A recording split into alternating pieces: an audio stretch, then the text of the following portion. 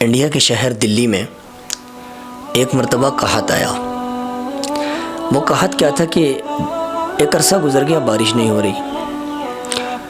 تو جو انڈیا کے نیک لوگ تھے انہوں نے آپس میں مشورہ کیا کہ ہم صلاۃ استسقاء پڑھتے ہیں۔ صلاۃ استسقاء تب پڑھی جاتی ہے کہ جب بارش نہ ہو رہی ہو، ایک میدان میں جمع ہوتے ہیں لوگ، وہاں پر صلاۃ استسقاء پڑھتے ہیں، پھر دعا مانگتے ہیں۔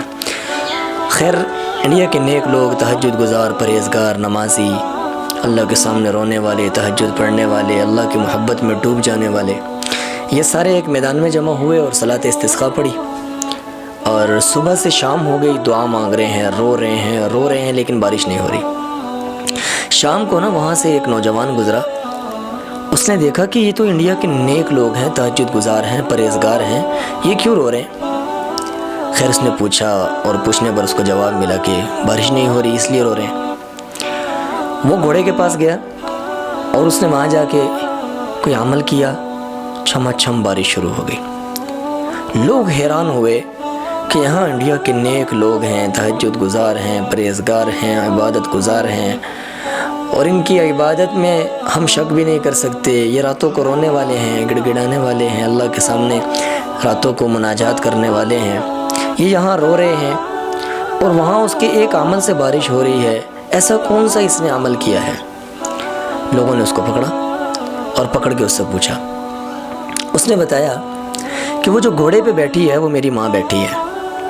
اس نے اتنی باحیا، پاکیزہ، باپردہ زندگی گزاری ہے، ایسی اس کی نظر میں حیا ہے کہ میں نے اس کی چادر کا کونا پکڑ کے دعا مانگی کہ اللہ تجھے اس کی حیا کا واسطہ، تجھے اس کی پاک دامنی کا واسطہ بارش عطا فرما۔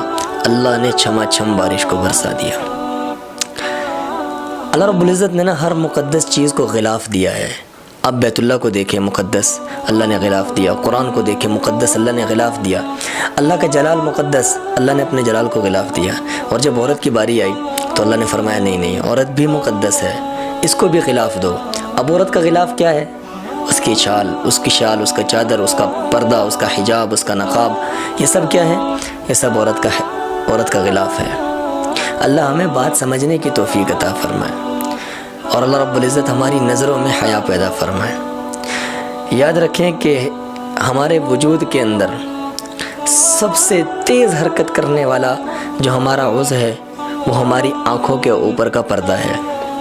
یہ اتنی تیز حرکت کرتا ہے کہ ہم 1 منٹ کے اندر کئی دفعہ کر دیتے ہیں، کئی دفعہ پلک جھپک دیتے ہیں، کئی دفعہ آنکھیں بند کر دیتے ہیں۔ یہ پردہ بہت تیز کام کرتا ہے۔ اس میں حکمت کیا ہے کہ یہ اتنا تیز کام کرتا ہے؟ وجہ کیا ہے کہ قیامت کے دن جب اعمال نامے کے اندر یہ آئے گا نا کہ اس نے بے حیا کر دیا تھا اپنی نظر کو، اور کوئی غیر محرم گزر رہی تھی، اس نے اپنی نظروں کو نہیں جھکایا، اس نے اس کو دیکھا، غیر محرم کی طرف بری نظر ڈال دی، تو کل قیامت کے دن اس کے پاس یہ کہنے کے لیے بھی نہ ہو کہ اللہ میں نظر کو تو جھکانا چاہتا تھا لیکن میرے پاس وقت نہیں تھا۔ یہ کہنے کے لیے بھی اس کو قیامت کے دن اس کے پاس یہ بھی نہیں ہوگا کہنے کے لیے۔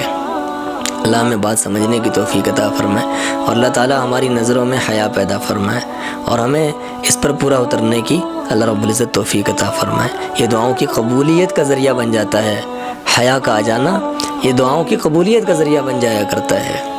ایک تجربہ کن بات ہے، علماء نے تجربہ کیا، بڑے لوگوں نے تجربہ کیا، بڑے لوگوں نے تجربہ کیا۔ یہ تجربہ کن بات ہے کہ جب آپ کسی راستے سے گزر رہے ہیں اور آگے سے کوئی غیر محرم آ رہی ہے، آپ اس کو دیکھنے پر قادر ہیں، آپ اس کو دیکھ سکتے ہیں، نابینا نہیں ہیں، آپ کی آنکھیں ٹھیک کام کر رہی ہیں، اس کو دیکھ سکتے ہیں، لیکن صرف اللہ کی رضا کے لیے آپ اپنی نظروں کو جھکا لیں، صرف اس لیے کہ مجھ سے اللہ راضی ہو، میں اس غیر محرم کو نہیں دیکھوں گا۔ وہ ایک قبولیت کا وقت ہوا کرتا ہے۔ اللہ رب العزت اس وقت اس شخص کو مستجاب الدعوات بنا دیا کرتے ہیں کہ آپ کچھ بھی مانگو میں تمہیں عطا کروں گا، اور مستجاب الدعوات اسے کہتے ہیں کہ جو ہاتھ اٹھاتا ہے اللہ ہاتھ خالی نہیں چھوڑتے۔ اللہ عمل کی توفیق عطا فرمائے۔ وآخر دعوانا ان الحمدللہ رب العالمین۔